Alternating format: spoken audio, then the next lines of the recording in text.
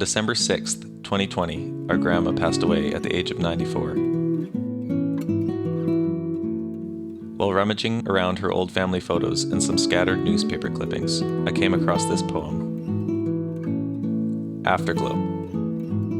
I'd like the memory of me to be a happy one. I'd like to leave an afterglow of smiles when life is done. I'd like to leave an echo whispering softly down the ways of happy times and laughing times and bright and sunny days.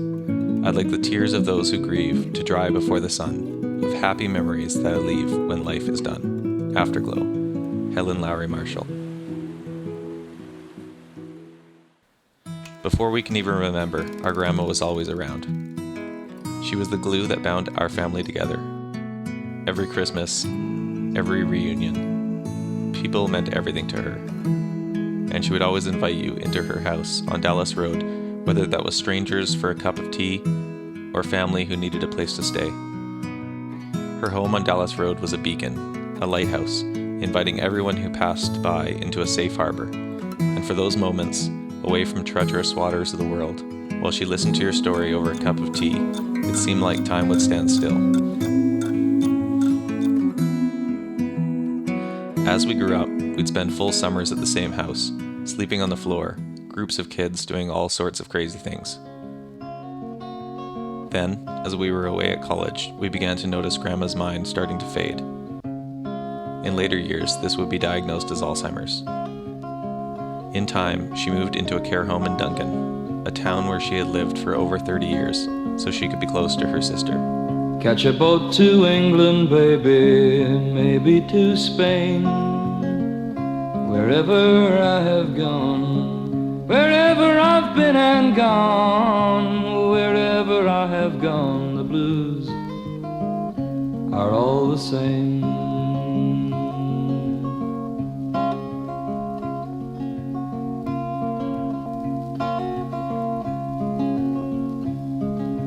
Living is a gamble, baby, loving's much the same. Wherever I have played, whenever I throw them dice, wherever I have played, the blues have run the game. We never did get the opportunity to know our grandma as adults, hear the stories of her journey, and all of the people and animals she got to meet along the way, to learn who our Gram really was when she was younger. She was smart, funny, and a bit of a wild child. Mom had a great relationship with all her brothers and sisters.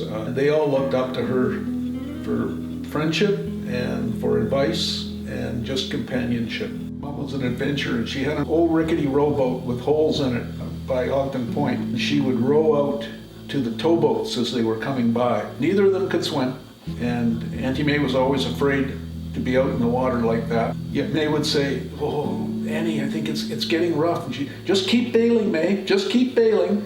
And Mom would go out, and she'd pull up alongside the tugboat and say, "Do you have any bananas? Do you have any apples?" And the cook would throw them a couple of pieces of fruit, and then they'd row back in here. Later on, when she was 14, I think, she had a guy that was quite sweet on her, and his family had a Model T Ford. Mom convinced him to teach her how to drive. She went down one of the dead-end streets here, and she couldn't stop and crashed the car at the end of the dead-end street. Anne and Albert were fortunate enough to live in a house right beside the McKinney family of 10 at the time.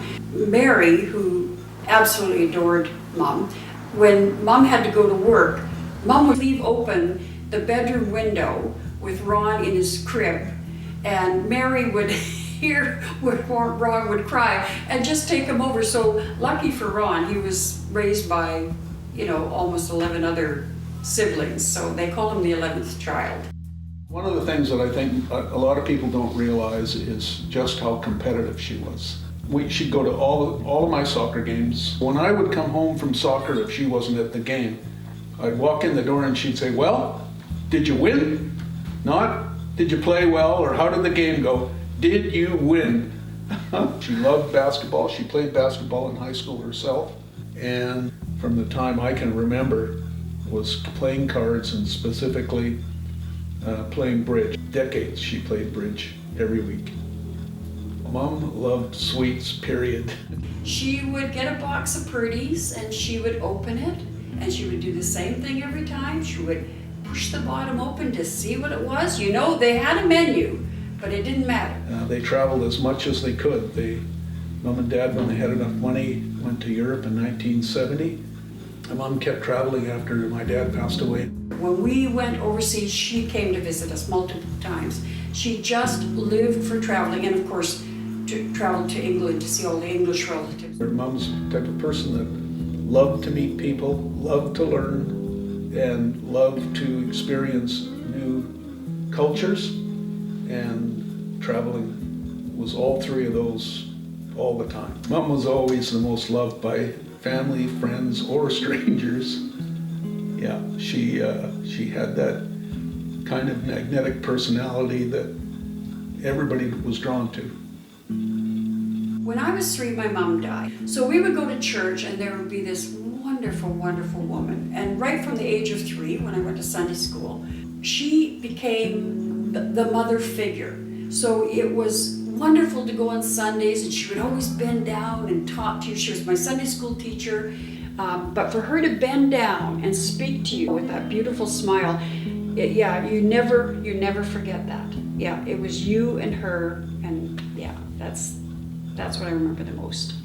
She was the most important thing in my life at that time.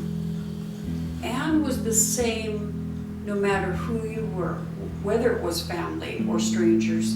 She treated everybody the same with respect, and she just loved learning about people. She was good to everybody. The impact is immeasurable. There's probably no part of my life, no part of my personality that hasn't been directed and influenced through her example and her positivity and her wisdom. As anybody that has ever met her understands the example she set for everybody. It's probably immeasurable. There's probably people all over the world that have been taught something, and we'll never know the impact.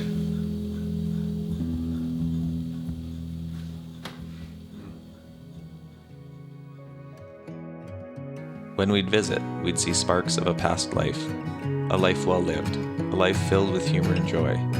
And when visitors would sit down with our grandma at the care home, it was almost as if the line between then and now would flicker within her mind. And for a moment, you'd forget how old she really was.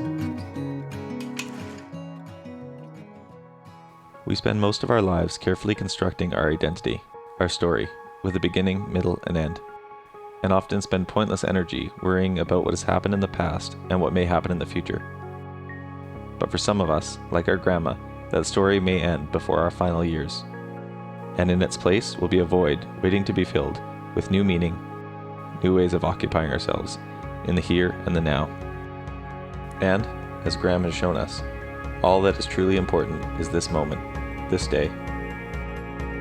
And our story, that's not meaningless. It lives on in the legacy we leave, the lives of people we've touched, happy memories from the past, and the smiles and laughter of the future, our afterglow.